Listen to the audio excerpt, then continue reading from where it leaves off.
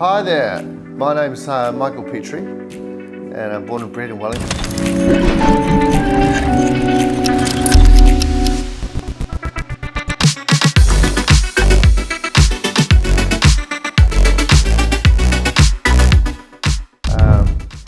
Left school in I think about 1985 and got my hairdressing apprenticeship there very shortly afterwards, the summer of 85.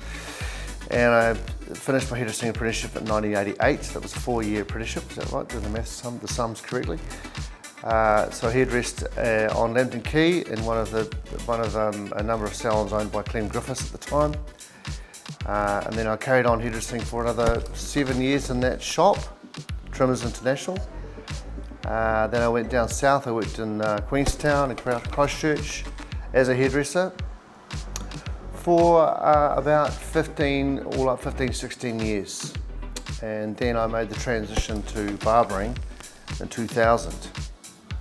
And I had to slightly retrain a little bit. I had to finish a barbering ticket. There were certain things I hadn't signed off on my hairdressing, men's and ladies hairdressing ticket that I had to do for barbering in order to be able to employ apprentices and train them. So I went about the exams for the barbering and finished my NZ qualification for New Zealand barbering. And then I set about employing apprentices.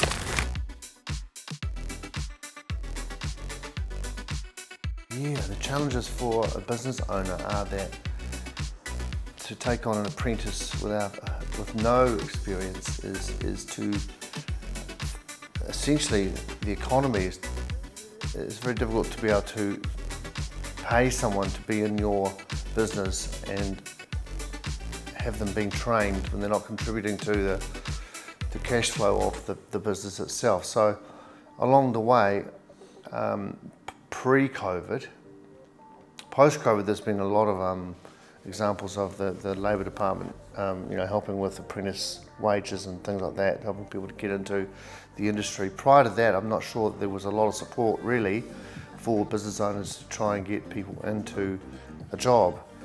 The greatest asset, I think, for the industry has probably been the training schools that have popped up. There was only one in Auckland and one in Wellington, I believe, or maybe one in Christchurch as well, way back prior to COVID, the early 2000s. And now there were several schools in each hub, in each city. So it's gone from one extreme to another.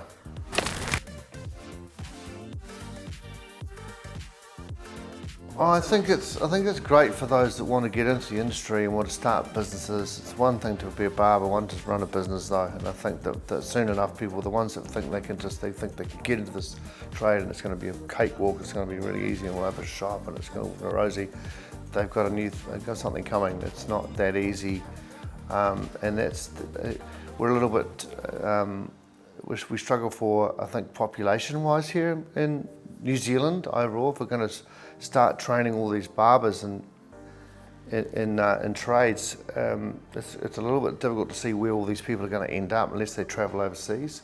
But it is a great skill to have and great qualification to have to travel with, because it's low. You don't have to use a bunch of tools. You can go anywhere and cut hair. You can be effectively up and running within 10 minutes. You can be active.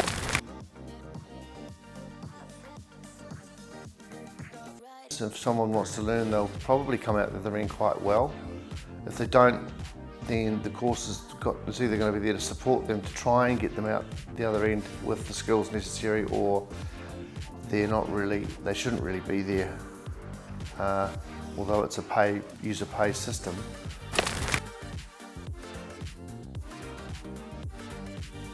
What do they say, 10% inspiration, 90% perspiration, or it's a people job. You really got to be as good with the person, 50-50 skill set and people, and knowing and reading people, consultating people. I mean, the number of times I've seen a new graduate come and do a great haircut, but it's not the one the customer asked for. And there's so much to learn in the workplace. So yeah, I think they're not ready. They're not really ready at all. The first part of the course is to get them through the theory, get their their understanding of, you know, the necessary basics, and then the standard procedures with basic skill sets of fading and cutting and layering and all the things you need to know. And then the next part you learn is in the room when you've got 20 haircuts to do a day, you know, or thereabouts, and they're all different.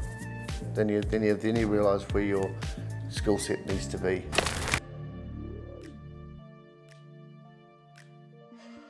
Yeah, probably basic business, not course necessarily, but anything you can garner and experience, sort of educate yourself on the running side of the business, as well as your own personal, you know, taxes, taking care of your GST and things like that. I think if I'd been trained that in the class or throughout the 4-year period of my first learning experience, and then, you know, any secondary employment, I would have, you know, that's a massive facet if you want to get into your own business.